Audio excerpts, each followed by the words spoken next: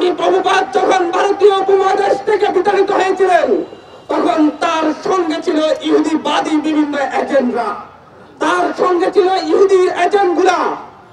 তাদের উদ্দেশ্য ছিল এই উপমহাদেশে ইসকনের মাধ্যমে সনাতনী ধর্মের ভাই বোনদের ধর্মীয় অধিকার কেড়ে নেওয়া, এই দেশের জঙ্গিবাদী কার্যক্রম পরিচালনা করা।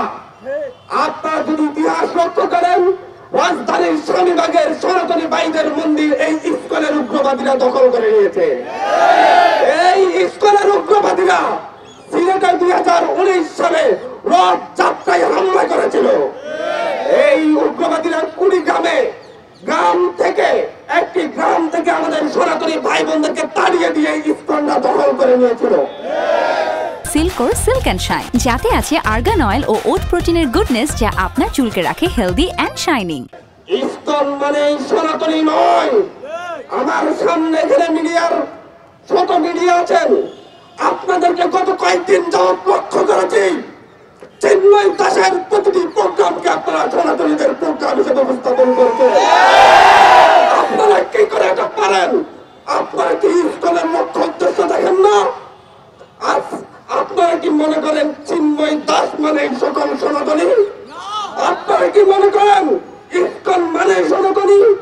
তাহলে এই যে হাজার হাজার সনাতনী ভাইয়েরা ইসকনের বিরুদ্ধে জঙ্গি ইসকনের বিরুদ্ধে আমার সনাতনী ভাইয়েরা প্রতিবাদ জানাচ্ছে, তারা কারা?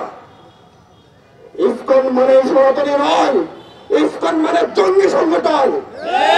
চিন্ময় দাস মানে হিন্দু ধর্মাবলম্বী নয়, চিন্ময় দাস মানে ইহুদিবাদীর অনুপ্রবেশ ঘটানো সেই স্বামী প্রভুপাদের বক্তব্য।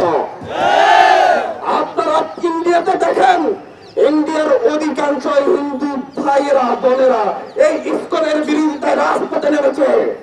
আপনারা পশ্চিমবঙ্গের নির্বাচনের আগে দেখেন ইসকনের বিরুদ্ধে মমতা ব্যানার্জির বক্তব্য দেখেন, তারা কিভাবে উনি বলেছেন যে বাংলাদেশে এই উপমহাদেশে ইসকন জঙ্গিবাদ ছড়াচ্ছে, উগ্রবাদিতা ছড়াচ্ছে।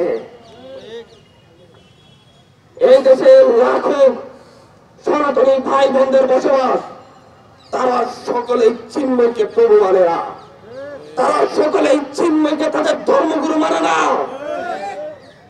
এই দেশের লাখো সনাতনীরা চিন্ময়কে তাদের ধর্মের শত্রু মনে করে। আপনারা তো আমি দেখি নাই হেফাজতের আন্দোলনের সময় বলেছেন মুসলিমদের আন্দোলন, তখন তো বলেছেন হেফাজতের আন্দোলন।